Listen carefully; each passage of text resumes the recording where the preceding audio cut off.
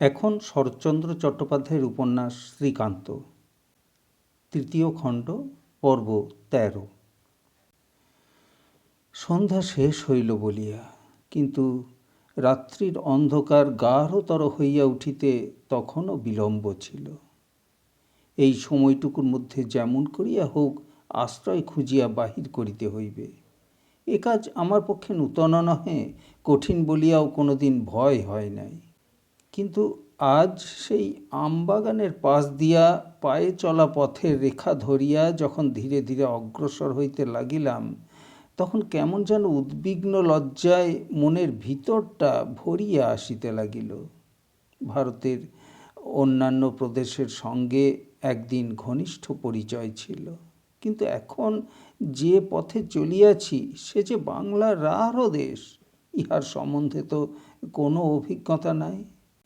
কিন্তু এ কথা স্মরণ হইল না যে সে সকল দেশের সম্বন্ধেও একদিন এমনি অনভিজ্ঞই ছিলাম। জ্ঞান যাহা কিছু পাইয়াছি তাহা এমনি করিয়াই আপনাকে সঞ্চয় করিতে হইয়াছিল, অপরে করিয়া দেয় নাই। আসল কথা, কিসের জন্য যে সেদিন দ্বার আমার সর্বত্রই মুক্ত ছিল এবং আজ সংকোচ ও দ্বিধায় তাহা অবরুদ্ধ প্রায়, সেই কথাটাই ভাবিয়া দেখিলাম না। সেদিনের সে যাওয়ার মধ্যে কৃত্রিমতা ছিল না, কিন্তু আজ যাহা করিতেছি সে শুধু সেদিনের নকল মাত্র। সেদিনের বাহিরের অপরিচিতই ছিল আমার পরমাত্মীয়, তাদের পরে নিজের ভারার্পণ করিতে তখন বাধে নাই। কিন্তু সেই ভার আজ ব্যক্তিবিশেষের প্রতি একান্তভাবে ন্যস্ত হইয়া সমস্ত ভর কেন্দ্রটাই অন্যত্র অপসারিত হইয়া গেছে। তাই আজ অজানা অচেনার মধ্যে চলিবার পা দুটো আমার প্রতি পদেই ভারী হইয়া আসিতেছে। সেদিনের সেই সব সুখ দুঃখের ধারণায় আজ কতই না প্রভেদ, তথাপি চলিতে লাগিলাম। এই বনের মধ্যে রাত্রি যাপনের সাহসও নাই, শক্তিও গেছে। আজিকার মতো কিছু একটা যে পাইতেই হইবে। ভাগ্য ভালো, খুব বেশি দূর হাঁটিতে হইল না। পত্রঘন কি একটা গাছের ফাঁক দিয়া অট্টালিকার মতো দেখা গেল। সেই পথটুকু ঘুরিয়া তাহার সম্মুখে গিয়া উপস্থিত হইলাম। অট্টালিকায় বটে, কিন্তু মনে হইল জনহীন। সম্মুখে লোহার গেট, কিন্তু ভাঙা। শিকগুলার অধিকাংশই লোকে খুলিয়া লইয়া গিয়াছে। ভিতরে ঢুকিয়া পড়িলাম। খোলা বারান্দা, বড় বড় দুটো ঘর, একটা বন্ধ, এবং যেটা খোলা তাহার দ্বারে আসিবা মাত্র একজন কঙ্কালসার মানুষ বাহিরে আসিয়া দাঁড়াইল। দেখিলাম ঘরে চার কোণে চারিটা লোহার খাট। একদিন গদি পাতা ছিল, কিন্তু কালক্রমে চটগুলা লুপ্ত হইয়াছে। আছে শুধু ছোবরার কিছু কিছু তখনও অবশিষ্ট। একটা তেপায়, গোটা কয়েক টিন ও এনামেলের পাত্র, তাহাদের স্ত্রী ও বর্তমান অবস্থা বর্ণনাতীত। অনুমান যাহা করিয়াছিলাম তাহাই বটে। বাড়িটি হাসপাতাল। এই লোকটি বিদেশি, চাকরি করিতে আসিয়া পীড়িত হইয়া দিন 15 হইল ইনডোর পেশেন্ট হইয়া আছে। লোকটির সহিত প্রথম আলাপ এইরূপ ঘটিল। বাবু মশাই, গোটা চারেক পয়সা দেবেন? কেন বলো তো? খিদে মরি বাবু, মুড়ি টুড়ি দুটো কিনে খাবো। জিজ্ঞাসা করিলাম, তুমি রোগী মানুষ, যা তা খাওয়া তোমার বারণ নয়? আজ্ঞে না। এখানে তোমাকে খেতে দেয় না? লোকটি জানাইল যে সকালে এক বাটি সাগু দিয়াছিল, তাহা সে কোন কালে খাইয়া ফেলিয়াছে। তখন হইতে সে গেটের কাছে বসিয়া থাকে। ভিক্ষা পাই তো আর একবেলা খাওয়া চলে, না হয়তো উপবাসে কাটে। ডাক্তার একজন আছেন, বোধহয় যৎসামান্য হাত খরচা মাত্র বন্দোবস্ত আছে। সকালবেলায় একবার করিয়া তাহার দেখা পাওয়া যায়। আর একটি লোক নিযুক্ত আছে, তাহাকে কম্পাউন্ডারি হইতে শুরু করিয়া লণ্ঠনে তেল দেওয়া পর্যন্ত সমস্তই করিতে হয়। পূর্বে একজন চাকর ছিল বটে, কিন্তু মাস 6 হইল মাহিনা না পাওয়ায় রাগ করিয়া চলিয়া গেছে। এখনও নূতন কেহ ভর্তি হয় নাই। জিজ্ঞাসা করিলাম, ঝাঁটপাট কে দেয়? লোকটি বলিল, আজকাল আমিই দিই। আমি চলে গেলে আবার যে নতুন রোগী আসবে সেই দেবে। কহিলাম, বেশ ব্যবস্থা। হাসপাতালটি কার জানো? লোকটি আমাকে ওদিকের বারান্দায় লইয়া গেল। কড়ি হইতে একটি টিনের লণ্ঠন ঝুলিতেছে। কম্পাউন্ডার বাবু বেলাবেলি সেটি জ্বালিয়া দিয়া কাজ সারিয়া ঘরে চলিয়া গেছেন।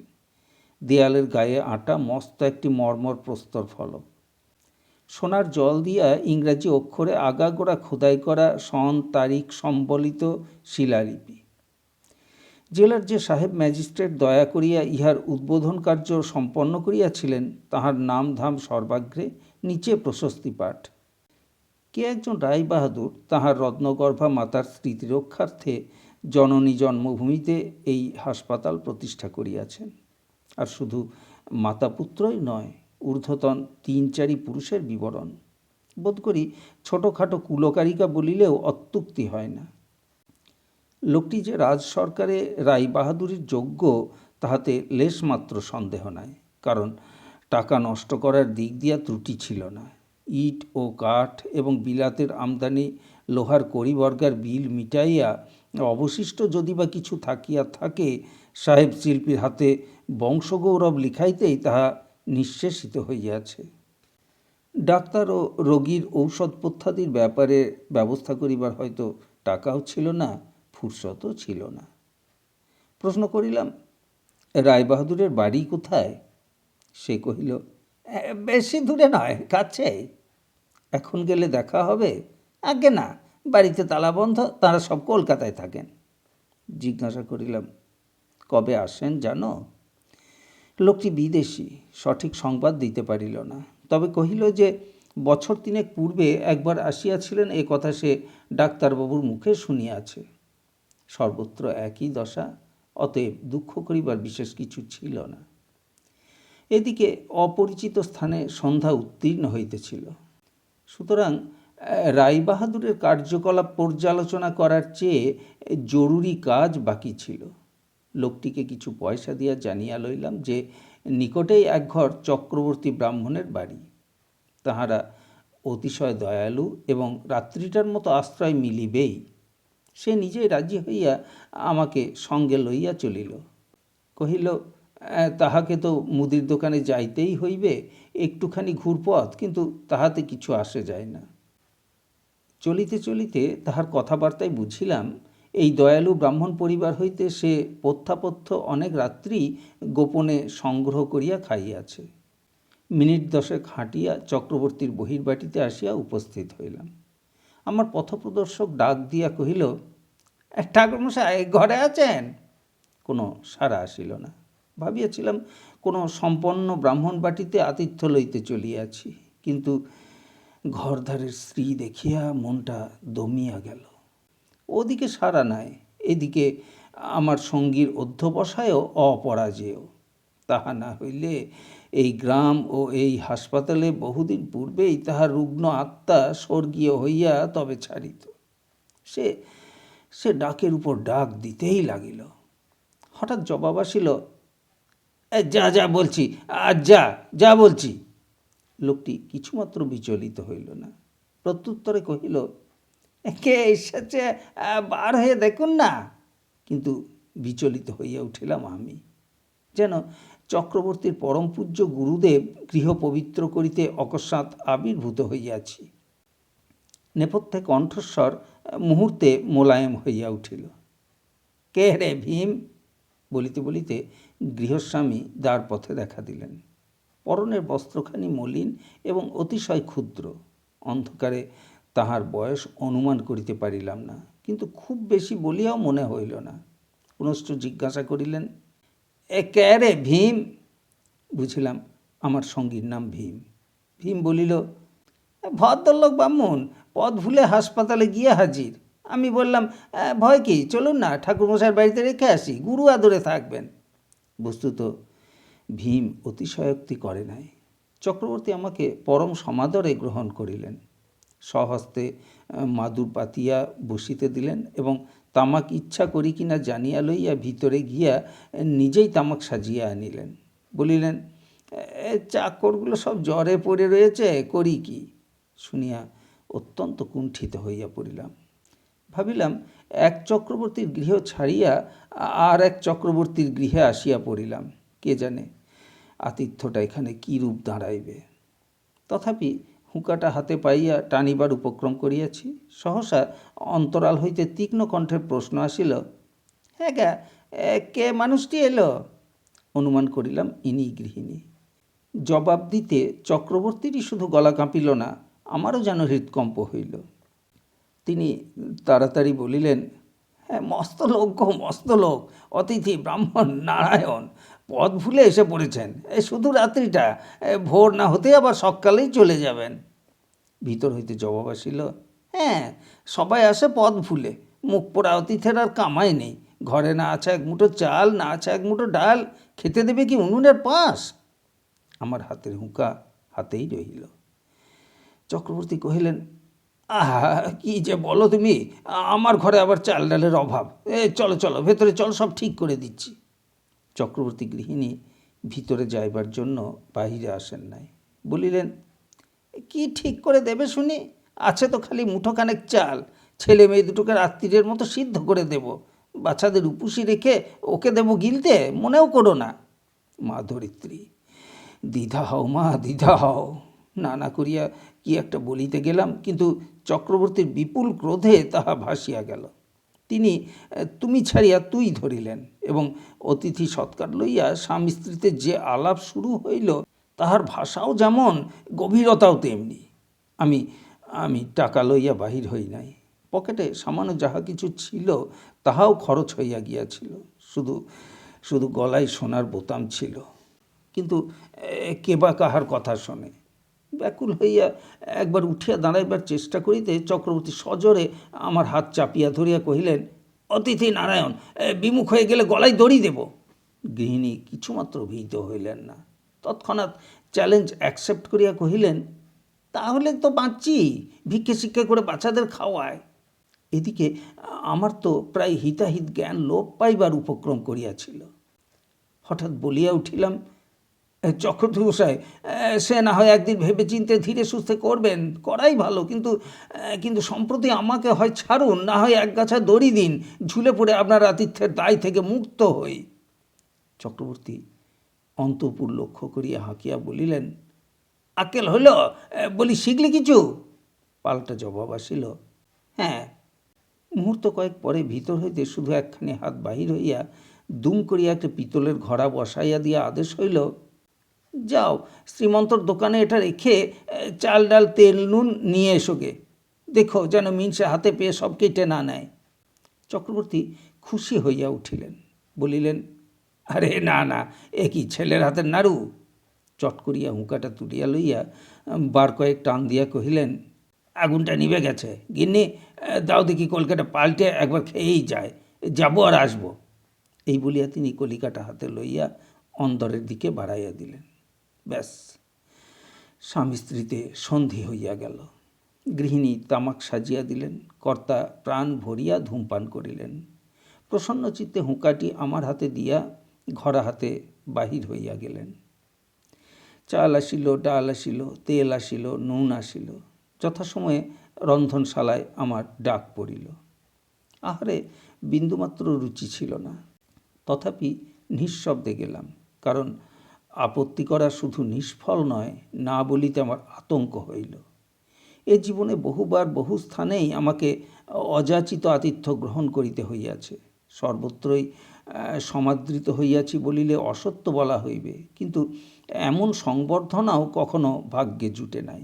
কিন্তু শিক্ষার তখনও বাকি ছিল। গিয়া দেখিলাম উনুন জ্বলিতেছে এবং অন্নের পরিবর্তে কলাপাতায় চাল ডাল আলু ও একটা পিতলের হাঁড়ি। চক্রবর্তী উৎসাহ ভরে কহিলেন, দিন দিন, হাঁড়িটা চড়িয়ে দিন, চটপট হয়ে যাবে। খাঁড়ি মুসুরের খিচুড়ি, আলু ভাতে তোফা লাগবে খেতে, ঘি আছে গরম গরম। চক্রবর্তীর রসনা সরস হইয়া উঠিল, কিন্তু আমার কাছে ব্যাপারটা আরও জটিল হইয়া উঠিল। কিন্তু পাছে আমার কোনো কথায় বা কাজে আবার একটা প্রলয়কাণ্ড বাঁধিয়া যায়, এই ভয়ে তাহার নির্দেশ মতো হাঁড়ি চড়াইয়া দিলাম। চক্রবর্তী গৃহিণী আড়ালেই ছিলেন। স্ত্রীলোকের চক্ষে আমার অপটু হস্ত গোপন রহিল না। এবার তিনি আমাকেই উদ্দেশ করিয়া কথা কহিলেন। তাহার আর যা দোষই থাক, সংকোচ বা চক্ষুলজ্জা বলিয়া যে শব্দগুলা অভিধানে আছে, তাহাদের অতিবাহুল্য দোষ যে ইহার ছিল না, এ কথা বোধ করি অতি বড় নিন্দুকেও স্বীকার না করিয়া পারিবে না। তিনি কহিলেন, তুমি তো বাছা রান্নার কিছুই জানো না। আমি তৎক্ষণাৎ মানিয়া লইয়া বলিলাম, আগে না। তিনি বলিলেন, কর্তা বলছিলেন বিদেশি লোক, কে বা জানবে, কে বা শুনবে। আমি বললাম, তা হতে পারে না। একটা রাত্রিরের জন্য এক মুঠো ভাত দিয়ে আমি মানুষের জাত মারতে পারবো না। আমরা বাবা অগ্রদানী বামুন। আমার যে আপত্তি নাই, এবং ইহা অপেক্ষাও গুরুতর পাপ ইতিপূর্বে করিয়াছি, এ কথা বলিতেও কিন্তু আমার সাহস হইল না, পাছে স্বীকার করিলেও কোনো বিভ্রাট ঘটে। মনের মধ্যে শুধু একটি মাত্র চিন্তা ছিল, কেমন করিয়া রাত্রি কাটিবে এবং এই বাড়ির নাগপাশ হইতে অব্যাহতি লাভ করিব। সুতরাং নির্দেশ মতো খিচুড়িও রাঁধিলাম এবং পিণ্ড পাকাইয়া গরম ঘি দিয়া তোফা গিলিবার চেষ্টাও করিলাম। এ অসাধ্য যে কি করিয়া সম্পন্ন করিলাম আজও বিদিত নয়। কেবলই মনে হইতে লাগিল, চাল ডালের তোফা পিণ্ড পেটের মধ্যে গিয়া পাথরের পিণ্ড পাকাইতেছে। অধ্যবসায়ে অনেক কিছুই হয়, কিন্তু তাহারও সীমা আছে। হাত মুখ ধুইবারও অবসর মিলিল না, সমস্ত বাহির হইয়া গেল। ভয়ে ভয়ে শীর্ণ হইয়া উঠিলাম। কারণ এগুলো যে আমাকেই পরিষ্কার করিতে হইবে তাহাতে সন্দেহ নাই, কিন্তু সে শক্তি আর ছিল না। চোখের দৃষ্টি ঝাপসা হইয়া উঠিল। কোনো মতে বলিয়া ফেলিলাম, কোথাও কোথাও আমাকে একটু শোবার জায়গা দিন, মিনিট পাঁচেক সামলে নিয়েই আমি সমস্ত পরিষ্কার করে দেব। ভাবিয়াছিলাম প্রত্যুত্তরে কি যে শুনিব জানি না, কিন্তু আশ্চর্য হইয়া চক্রবর্তী গৃহিণীর ভয়ানক কণ্ঠস্বর অকস্মাৎ কোমল হইয়া উঠিল। এতক্ষণে তিনি অন্ধকার হইতে আমার সম্মুখে আসিলেন। বলিলেন, তুমি কেন বাবা পরিষ্কার করতে যাবে? আমি সব সাফ করে ফেলছি। বাইরের বিছানাটা এখনও করে উঠতে পারিনি, ততক্ষণ এসো, তুমি আমার ঘরে গিয়ে শোবে। না বলিবার সামর্থ্যও নাই। নীরবে অনুসরণ করিয়া তাহারই শতচ্ছিন্ন শয্যায় আসিয়া চোখ বুজিয়া শুইয়া পড়িলাম। অনেক বেলায় যখন ঘুম ভাঙিল, তখন মাথা তুলিবারও শক্তি ছিল না, এমনি জ্বর। সহজে চোখ দিয়ে আমার জল পড়ে না, কিন্তু এত বড় অপরাধের যে এখন কেমন করিয়া কি জবাবদিহি করিব, এই কথা ভাবিয়া নিছক ও নিরবচ্ছিন্ন আতঙ্কেই আমার দুই চক্ষু অশ্রু পরিপূর্ণ হইয়া উঠিল। মনে হইল, বহুবার বহু নিরুদ্দেশ যাত্রাতেই বাহির হইয়াছি, কিন্তু এতখানি বিড়ম্বনা জগদীশ্বর আর কখনো অদৃষ্টে লিখেন নাই। আর একবার প্রাণপণে উঠিয়া বসিবার প্রয়াস করিলাম, কিন্তু কোনো মতেই মাথা সোজা করিতে না পারিয়া চোখ বুজিয়া শুইয়া পড়িলাম। আজ চক্রবর্তী গৃহিণীর সহিত মুখোমুখি আলাপ হইল। বোধহয় অত্যন্ত দুঃখের মধ্য দিয়াই নারীর সত্যকার গভীর পরিচয়টুকু লাভ করা যায়। তাহাকে চিনিয়া লইবার এমন কোষ্ঠী পাথরও আর নাই। তাহার হৃদয় জয় করিবার এত বড় অস্ত্রও পুরুষের হাতে আর দ্বিতীয় নাই। আমার শয্যা পার্শ্বে আসিয়া বলিলেন, ঘুম ভেঙেছে বাবা? চাহিয়া দেখিলাম, তাহার বয়স বোধহয় 40-এর কাছাকাছি, কিছু বেশি হইতেও পারে। রংটি কালো, কিন্তু চোখ মুখ সাধারণ ভদ্র গৃহস্থ ঘরের মেয়েদের মতোই। রুক্ষতার কোথাও কিছু নাই, আছে শুধু সর্বাঙ্গ ব্যপ্ত করিয়া গভীর দারিদ্র্য ও অনশনের চিহ্ন আঁকা। চোখ মেলিয়া চাহিলেই তাহা ধরা পড়ে। কহিলেন, কাল আঁধারে দেখতে পাইনি বাবা, কিন্তু আমার বড় ছেলে বেঁচে থাকলে তার তোমার বয়সই হতো। ইহার আর উত্তর কি? তিনি হঠাৎ কপালে হাত ঠেকাইয়া বলিলেন, জ্বরটা এখনো খুব রয়েছে। আমি চোখ বুজিয়াছিলাম। চোখ বুজিয়াই কহিলাম, একটুখানি সাহায্য করলে বোধহয় হাসপাতালে যেতে পারবো। সে তো আর বেশি দূর নয়। তাহার মুখ দেখিতে পাইলাম না, কিন্তু আমার কথায় তাহার কণ্ঠস্বর যেন বেদনায় ভরিয়া গেল। কহিলেন, দুঃখের জ্বালায় কাল কি একটা বলেছি বলেই বাবা রাগ করে ওই জমপুরিতে চলে যাবে, আর যাবে বললেই আমি যেতে দেব? এই বলিয়া তিনি ক্ষণকাল চুপ করিয়া থাকিয়া ধীরে ধীরে কহিলেন, আতুরের নিয়ম নেই বাবা। এই যে লোকে হাসপাতালে গিয়ে থাকে, সেখানে কাদের ছোঁয়া খেতে হয় বলো তো? কিন্তু তাতে কি জাত যায়? আমি সাগু বার্লি তৈরি করে দিলে কি তুমি খাবে না? আমি আমি ঘাড় নাড়িয়া জানাইলাম যে বিন্দুমাত্র আপত্তি নাই, এবং শুধু পীড়িত বলিয়া নয়, অত্যন্ত নিরোগ শরীরেও আমার ইহাতে বাধা হয় না। অতএব রহিয়া গেলাম। বোধহয় সর্বসমেত দিন চারেক ছিলাম, তথাপি সেই 4 দিনের স্মৃতি সহজে ভুলিবার নয়। জ্বর একদিনেই গেল, কিন্তু বাকি দিন কয়টা দুর্বল বলিয়া তাহারা নড়িতে দিলেন না। কি ভয়ানক দারিদ্র্যের মধ্য দিয়াই এই ব্রাহ্মণ পরিবারের দিন কাটিতেছে, এবং দুর্গতিকে সহস্র গুণে তিক্ত করিয়া তুলিয়াছে বিনা দোষে সমাজের অর্থহীন পীড়ন। চক্রবর্তী গৃহিণী তাহার অবিশ্রান্ত খাটুনির মধ্যেও এতটুকু অবসর পাইলে আমার কাছে আসিয়া বসিতেন, মাথায় কপালে হাত বুলাইয়া দিতেন। ঘটা করিয়া রোগের পথ্য যোগাইতে পারিতেন না, এই ত্রুটি যত্ন দিয়া পূর্ণ করিয়া দিবার কি ঐকান্তিক চেষ্টাই না তাহার দেখিতে পাইতাম। পূর্বে অবস্থা সচ্ছল ছিল, জমিজমাও মন্দ ছিল না, কিন্তু তাহার নির্বোধ স্বামীকে লোকে প্রতারিত করিয়াই এই দুঃখে ফেলিয়াছে। তাহারা আসিয়া ঋণ চাহিত, বলিত, দেশে বড়লোক ঢের আছে, কিন্তু এত বড় বুকের পাটা কয়জনের আছে? অতএব এই বুকের পাটা সপ্রমাণ করিতে তিনি ঋণ করিয়া ঋণ দিতেন। প্রথমে হ্যান্ডনোট কাটিয়া এবং পরে স্ত্রীকে গোপন করিয়া সম্পত্তি বন্ধক দিয়া। ইহার ফল অধিকাংশ স্থলেই যা হয়, এখানেও তাহাই হইয়াছে। এ কুকার্য যে চক্রবর্তীর অসাধ্য নয়, তাহা একটা রাত্রির অভিজ্ঞতা হইতেই সম্পূর্ণ বিশ্বাস করিলাম।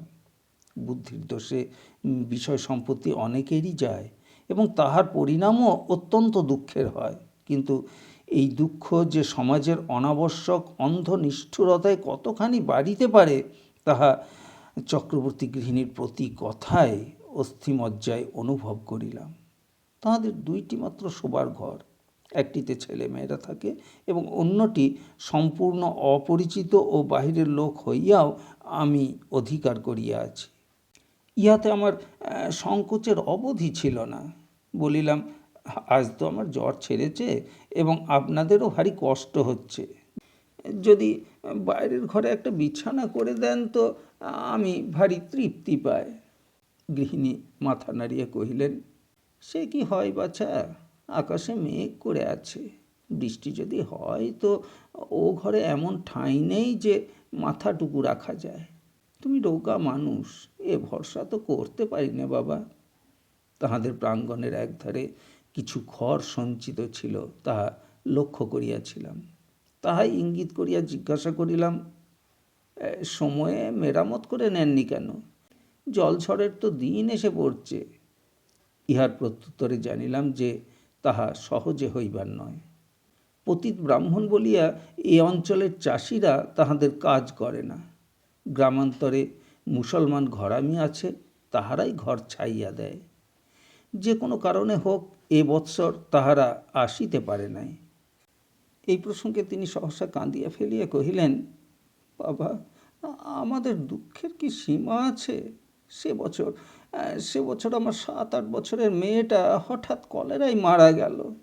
পুজোর সময় আমার ভাইয়েরা গিয়েছিল কাশি বেড়াতে, তাই আর লোক পাওয়া গেল না।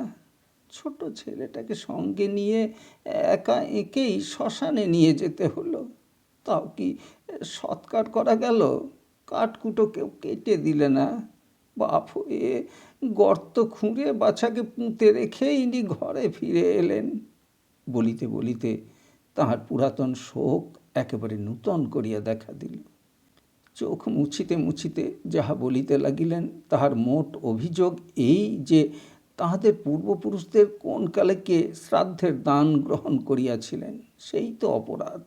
অথচ শ্রাদ্ধ হিন্দুর অবশ্য কর্তব্য, এবং কেহ না কেহ দান গ্রহণ না করিলে সে শ্রাদ্ধ অসিদ্ধ ও নিষ্ফল হইয়া যায়। তবে তবে দোষটা কোথায়? আর দোষী যদি থাকে তো মানুষকে প্রলুব্ধ করিয়া সে কাজে প্রবৃত্ত করানো কিসের জন্য? এ সকল প্রশ্নের উত্তর দেওয়াও যেমন কঠিন, পূর্ব পিতামহগণের কোন দুষ্কৃতির শাস্তিস্বরূপ তাহাদের বংশধরগণ এরূপ বিড়ম্বনা ভোগ করিতেছেন, তাহা এতকাল পরে আবিষ্কার করাও তেমনি দুঃসাধ্য। শ্রাদ্ধের দান লওয়া ভালো কি মন্দ জানি না, মন্দ হইলেও এ কথা সত্য যে ব্যক্তিগতভাবে এ কাজ তাহারা করেন না, অতএব নিরপরাধ। অথচ প্রতিবেশী হইয়া আর একজন প্রতিবেশীর জীবনযাত্রার পথ বিনা দোষে মানুষে এতখানি দুর্গম ও দুঃখময় করিয়া দিতে পারে, এমন হৃদয়হীন নির্দয় বর্বরতার উদাহরণ জগতে বোধ করি এক হিন্দু সমাজ ব্যতীত আর কোথাও নাই। তিনি পুনশ্চ কহিলেন, এই গ্রামে লোক বেশি নেই, জ্বর আর ওলা উঠায় অর্ধেক মরে গেছে। এখন আছে শুধু ব্রাহ্মণ কায়স্থ আর রাজপুত। আমাদের যে কোনো উপায় নেই বাবা, নইলে ইচ্ছে হয় কোনো মুসলমানের গ্রামে গিয়ে বাস করি। বলিলাম, কিন্তু সেখানে তো জাত যেতে পারে। চক্রবর্তী গৃহিণী এ প্রশ্নের ঠিক জবাব দিলেন না। কহিলেন, আমার সম্পর্কে একজন খুড়শ্বশুর আছেন, তিনি দুমকায় চাকরি করতে গিয়ে খ্রিস্টান হয়েছেন, তার তো আর কোনো কষ্টই নেই। চুপ করিয়া রহিলাম। হিন্দু ধর্ম ত্যাগ করিয়া কেহ ধর্মান্তর গ্রহণে মনে মনে উৎসুক হইয়া উঠিয়াছে শুনিলে ক্লেশ বোধ হয়, কিন্তু সান্ত্বনা বা দিব কি বলিয়া? এতদিন জানিতাম অস্পৃশ্য নীচ জাতি যাহারা আছে তাহারাই শুধু হিন্দু সমাজের মধ্যে নির্যাতন ভোগ করে, কিন্তু আজ জানিলাম কেহই বাদ যায় না। অর্থহীন অবিবেচনায় পরস্পরের জীবন দুর্ভর করিয়া তোলাই যেন এ সমাজের মজ্জাগত সংস্কার। পরে অনেককেই জিজ্ঞাসা করিয়াছি, অনেকেই স্বীকার করিয়া বলিয়াছেন ইহা অন্যায়, ইহা গর্হিত। তথাপি নিরাকরণেরও কোনো পন্থায় তাহারা নির্দেশ করিতে পারেন না। এই অন্যায়েরই মধ্য দিয়া তাহারা জন্ম হইতে মৃত্যু পর্যন্ত চলিতে সম্মত আছেন, কিন্তু প্রতিকারের প্রবৃত্তি বা সাহস কোনোটাই তাহাদের নাই। জানিয়া বুঝিয়াও অবিচারের প্রতিবিধান করিবার শক্তি যাহাদের এমন করিয়া তিরোহিত হইয়াছে, সে জাতি যে দীর্ঘকাল বাঁচিবে কি করিয়া ভাবিয়া পাওয়া শক্ত। দিন তিনেক পরে সুস্থ হইয়া একদিন সকালে যাইবার জন্য প্রস্তুত হইয়া বলিলাম, মা, আজ আমাকে বিদায় দিন। চক্রবর্তী গৃহিণীর দুই চক্ষু জলে ভাসিয়া গেল। বলিলেন, দুঃখীর ঘরে অনেক দুঃখ পেলে বাবা, তোমাকে কটু কথাও তো কম বলিনি। এ কথার উত্তর খুঁজিয়া পাইলাম না। না না, সে কিছুই না, আমি মহাসুখে ছিলাম, আমার কৃতজ্ঞতা ইত্যাদি মামুলি ভদ্রবাক্য উচ্চারণ করিতেও আমার লজ্জাবোধ হইল। বজ্রানন্দের কথা মনে পড়িল। সে একদিন বলিয়াছিল, ঘর ছাড়িয়া আসিলে কি হইবে? এই বাংলাদেশের গৃহে গৃহে মা বোন সাধ্য কি তাহাদের স্নেহের আকর্ষণ এড়াইয়া যায়? কথাটা কত বড়ই না সত্য। নিরতিশয় দারিদ্র ও নির্বোধ স্বামীর অবিবেচনার আতিশয্য এই গৃহস্থ ঘরের গৃহিণীকে প্রায় পাগল করিয়া দিয়াছে। কিন্তু যে মুহূর্তেই তিনি অনুভব করিলেন আমি পীড়িত, আমি নিরুপায়, আর তাহার ভাবিবার কিচ্ছু রহিল না। মাতৃত্বের সীমাহীন স্নেহে আমার রোগ ও পরগৃহবাসের সমস্ত দুঃখ যেন দুই হাত দিয়া মুছিয়া লইলেন। চক্রবর্তী চেষ্টা করিয়া একখানি গোযান সংগ্রহ করিয়া আনিলেন। গৃহিণীর ভারী ইচ্ছা ছিল আমি স্নানাহার করিয়া যাই, কিন্তু রৌদ্র বাড়িবার আশঙ্কায় পীড়াপিড়ি করিলেন না। শুধু যাত্রাকালে দেবদেবীর নাম স্মরণ করিয়া চোখ মুছিয়া কহিলেন, বাবা, যদি কখনো এদিকে এসো আর একবার দেখা দিয়ে যেও। এদিকে আশাও কখনো হয় নাই, দেখা দিতেও আর পারি নাই। শুধু বহুদিন পরে শুনিয়াছিলাম রাজলক্ষ্মী কুশারী মহাশয়ের হাত দিয়া তাহাদের অনেকখানি ঋণের অংশ গ্রহণ করিয়াছিল।